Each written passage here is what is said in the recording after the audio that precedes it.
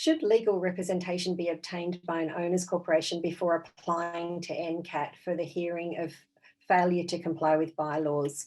At an NCAT hearing regarding continued failure to comply with bylaws and after serving a New South Wales Fair Trading notice to comply, is it usual for the applicants, the owners corporation's legal costs, to be awarded against the offender along with the $1,100 fine?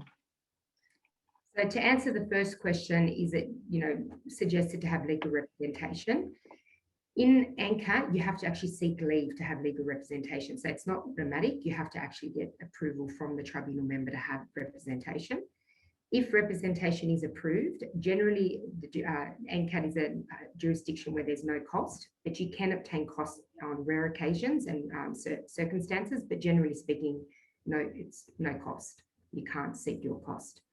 I would always recommend, however, having legal representation, especially when it comes to enforcing bylaws, because sometimes it can be a straightforward, they've breached that bylaw, but it can be a technicality, or sometimes how the bylaw has been worded doesn't actually assist the case either. So my strong advice to a lot of our clients is to seek legal advice on the bylaw to ensure that it's worded in a format that can be enforced to the intent.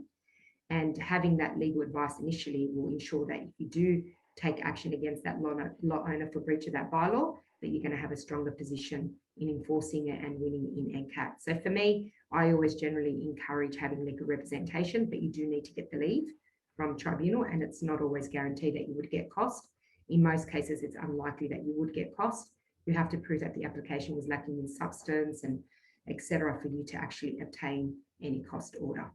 And generally, if a tribunal member, if you've got two parties, let's say you're the applicant and the defendant doesn't want to have legal representation, it's very unlikely that a tribunal member would award costs in your favour against that defendant because they didn't have any legal representation, especially if you were the applicant that was pushing to have legal representation.